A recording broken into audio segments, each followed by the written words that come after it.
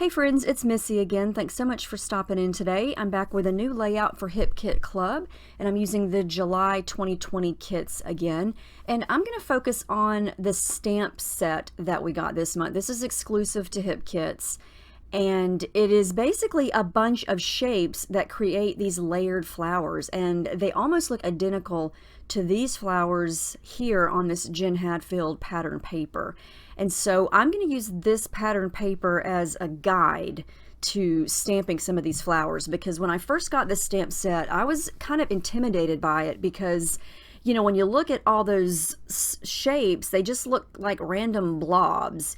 But when you layer them together, they create these really pretty flowers. And I have yet to really do this. So I thought, you know what, this is going to be the layout where I do this. And so I'm just going to start experimenting and see what I can come up with. And so I grabbed a sheet of cardstock. This is just smooth cardstock. I didn't want textured for this.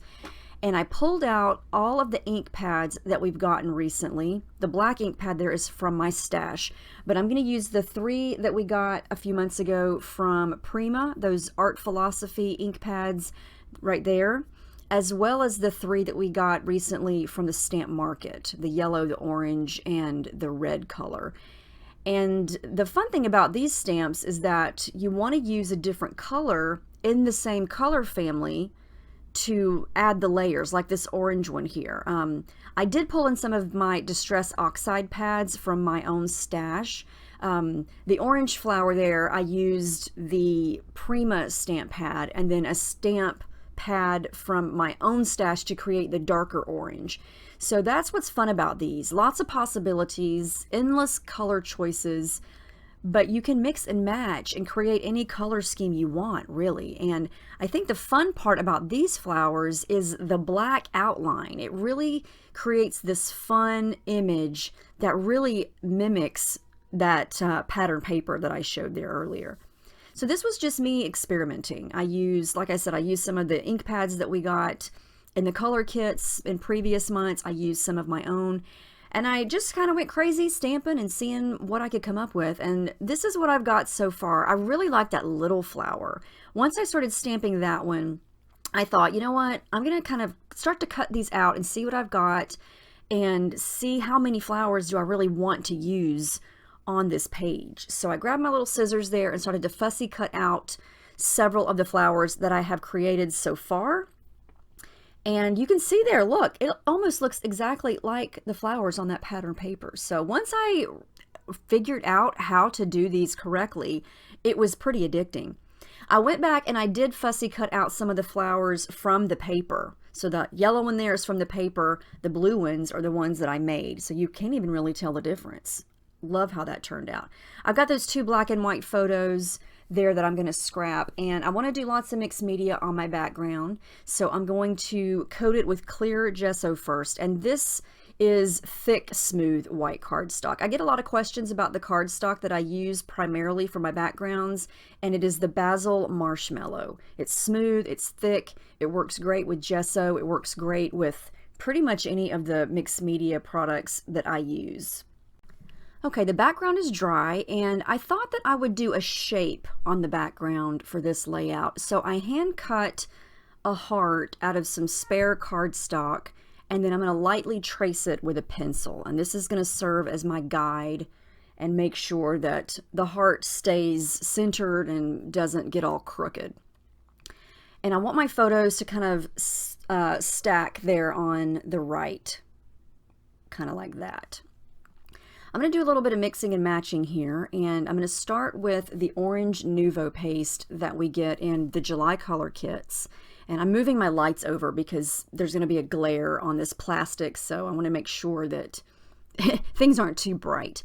So I'm going to mix some of this orange color, it's called Orange Blush, with the pink. This color is also called Blush, but it was from a few kits ago. It's a pink Art Philosophy watercolor. Use a little bit of water and a brush to mix it together, and then basically just start to create this heart. I'm going to go over it with the brush and actually get it pretty straight since I traced it first. If I would have tried this freehand, there's no telling what it would have looked like. But you can't even see the pencil lines in the end. So this is a fun way to do some mixed media if you want a controlled look instead of just a messy random look. I don't want the heart to be perfect, so I'm going to come back in with some water and start to dilute what I just did and kind of make it look like it's running and bleeding and spreading and kind of leaking. I guess leaking isn't the best term, but you know what I mean. I'm kind of making it uneven and wonky. And this works great because I put the gesso on the paper first, and it's allowing the color to kind of reactivate and blend with the water. And this is going to get a little bit thicker, meaning the outline of the heart, because I'm going to be adding different things to it. And I wanted it to be orange, mostly orange. It's going to change. It's going to be more pink in the end. But when I created the heart right away, the orange color was a little too dark because I do have orange flowers that I created that were a lighter orange color. So the oranges were way off. So I wanted to kind of work with the orange that I've got on the heart and try to change it up just a little bit so it works with all of the colors of those flowers, because all those flowers are going to come back onto the heart. So I'm going to keep pulling in some pink, watercoloring it just around the edges there, adding some splatters. I do dab some of it up, and I'm going to come back in with some other colors here to continuously work with it. So I'm going to pull in some yellow. I know that looks like a lime green, but it's that yellow ink pad that we got from Stamp Market a couple months ago. Citrine, I think it's called. And I felt like this would kind of change the tone of the orange a little bit and make it more of a warm orange instead of a reddish orange. And this is the fun part for me well, one of the fun parts. It's all fun, but one of the fun parts of doing something like this is working with different products and adding layer after layer after layer to change the color to get it exactly like you want it. And, you know, sometimes when you add mixed media right away, it's not the exact color that you want. And so people tend to get frustrated or they just chunk it in the trash because it's not right.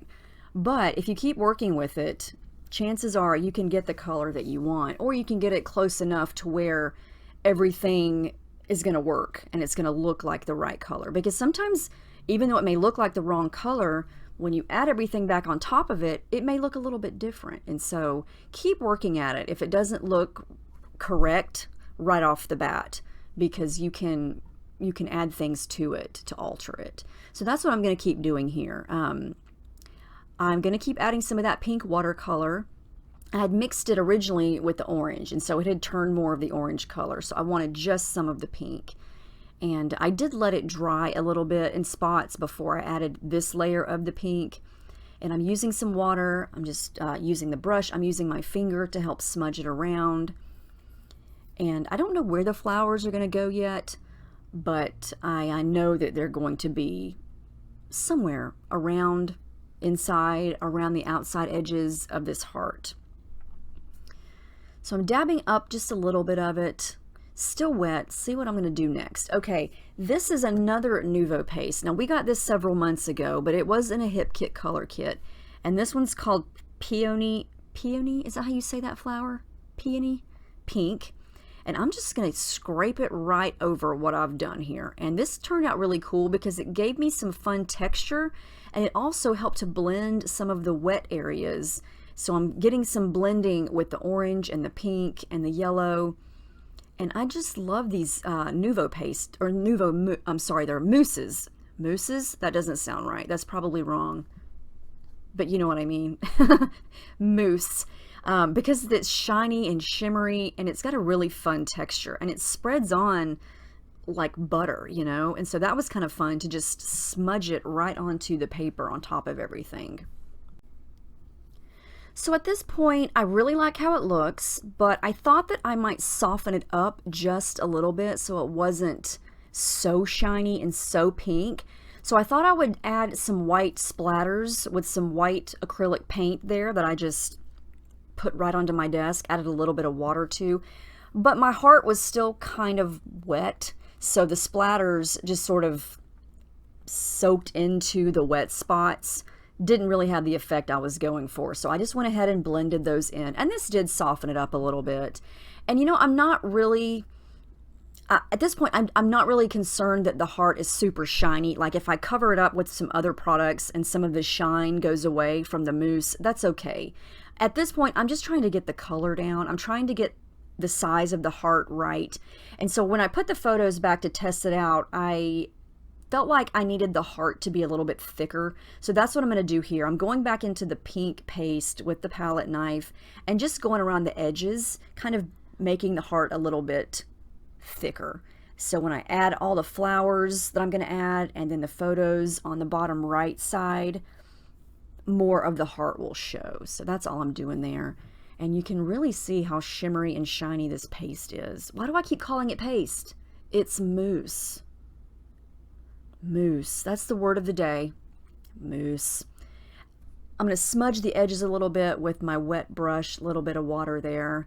But I really like how this turns out, and I think it's a fun way to add some mixed media to your background. Something different, you know? Haven't done a big heart in a while.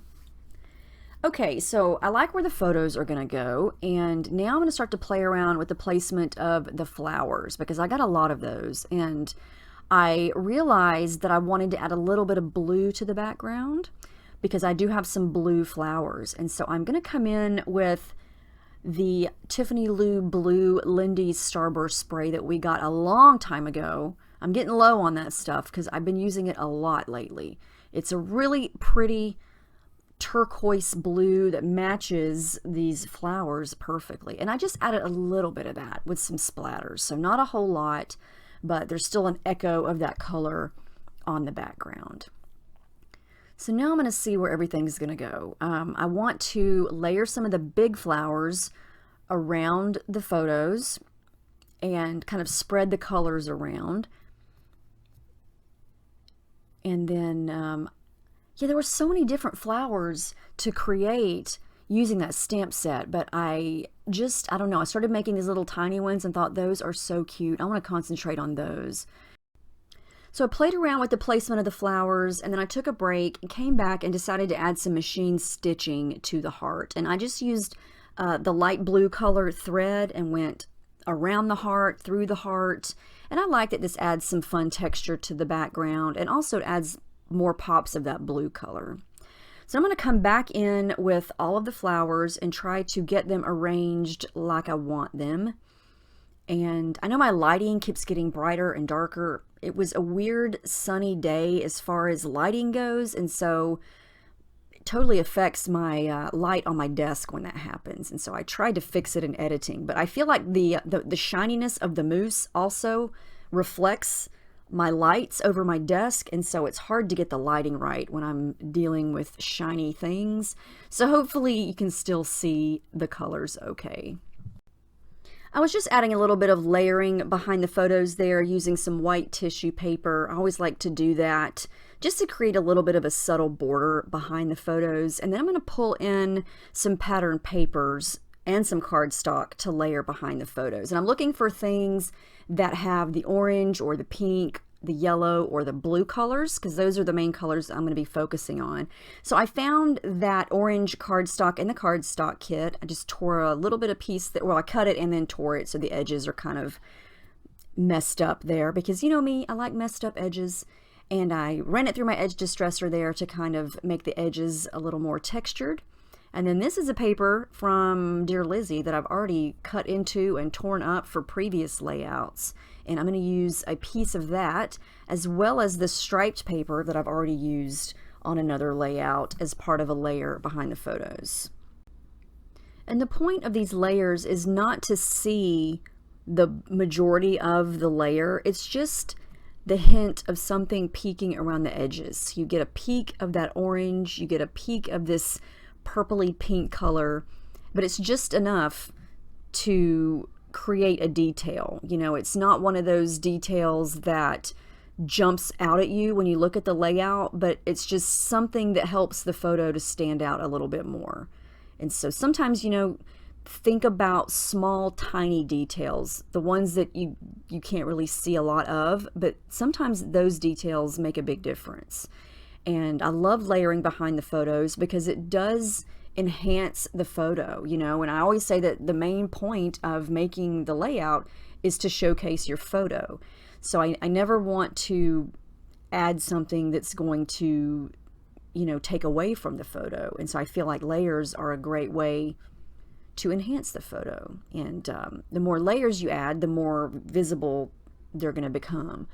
But in this case, I just did a couple of small layers around there. So now I'm going to come back in with the flowers, and we're going to put this puzzle together and see how it looks. It's funny, now I look at the heart, you can't really see a lot of orange. There's some orange there, but it's mostly pink. But it started out as orange. And again, to me, that's the fun journey of a mixed media background or a mixed media layout, is it starts out one way and it can completely end up a totally different way. And it's just the fun of layering and mixing and matching and putting it all together, and that happens. But I wouldn't have got that color if I wouldn't have started with the orange. So it's all building blocks of color and product. So I really like how this looks. I don't want to move anything, but I do want to pop up some of the flowers. So I'm going to use some little tiny pieces of adhesive foam on some of the flowers because this is going to create dimension. I don't want all of them to be popped up. Since some of them are going to overlap, I want the ones on top to be popped up. So I did that. I'm going to start to glue things down very carefully, exactly where they are. I do want to add in some colored thread behind that big yellow flower, so I'm not going to glue that one down yet. And I'm going to use blue thread because I feel like the color yellow, the big flower is yellow and then the heart is pink, so I feel like blue is the color that's calling out to me to add there. So I'm going to pull in some, it's the same thread that I used to stitch. And I had to work with this for a while because the flower's so big, I couldn't get my little thread nest there just like I wanted it to where you could see enough of it, so I had to keep pulling at it. But I eventually get it, and you can see the hints of that blue color around there. And then I'm going to pull in more of that blue thread over to the right, kind of underneath that pink flower there. Kind of, well, I guess more behind the orange there on the right side of that photo, but I just felt like since the heart is pink and then you come into the pink flower, I needed something to separate that, and the blue thread did that. And then I'm going to pull in some yellow thread over here because that flower is blue and I felt like yellow would be a good pop of color for that section. And so now I'm going to come in and glue down everything else that is still on the loose. Oh yeah, more blue thread. I felt like I couldn't see it enough, so I just added in some more. And I want the photos to be kind of crooked, like you see here. I like things to be a little skewed. Not all the time, but most of the time. Like I wanted the heart straight, but everything else on it is kind of chaotic and crooked. So it's perfectly straight meets crooked. It's the perfect combination, right? It's how my brain works. I know that makes no sense. Usually you want everything straight or everything crooked, but I like both. It just depends on what it is. I'm pulling in some of these clear, black clear Maggie Holmes stickers. I'm going with some of the stems and the leaves because I wanted to pull in some more pops of black. Since I've got black in the photos and black in those flowers, I felt like I needed some more pops of black. And these were perfect because these stickers look like stamps when they're on the background, which I love, but they're stickers. So I'm going to use some of the tiny little leaves, and I like how that looks. And then I went through the other sticker sheets from Dear Lizzie, the other sticker sheets from Maggie Holmes. I'm going to use this one here that says The Sweetest, and I'm just going to stick that above the top photo there. And then I tried to use this sticker here as a layer because it's black, but it just, I don't know, I didn't like it. So I took that up and went a different direction. I decided to add in a couple more flowers there. I'm going to overlap that orange one onto the photo. And then I'm going to use one of these little words here. I was going to use one of them, but I went to tear the edge of it and I actually tore the word. So I came back in with this one that says snapshot, and I thought I was going to use it on the white section down at the bottom right by the yellow flower, but changed my mind. I'm going to use a couple of these stickers from Maggie Holmes. I love those cute little, they're so tiny and cute, and the fonts are all different. Some of them have scripty font. They're so generic too, so you could use them on any type of themed layout whatsoever. They're awesome. And I don't think you'll ever run out because there are a ton of them. But I'm going to use some of those.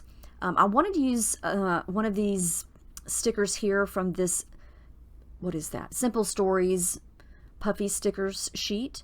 And I wanted to use words that would fit. So I knew sweet was small, and I felt like my title needed to go up on the upper left section, somewhere there where there was some white space. And sweet fit perfectly right there. And I thought I was going to use sassy, but I didn't like how that looked.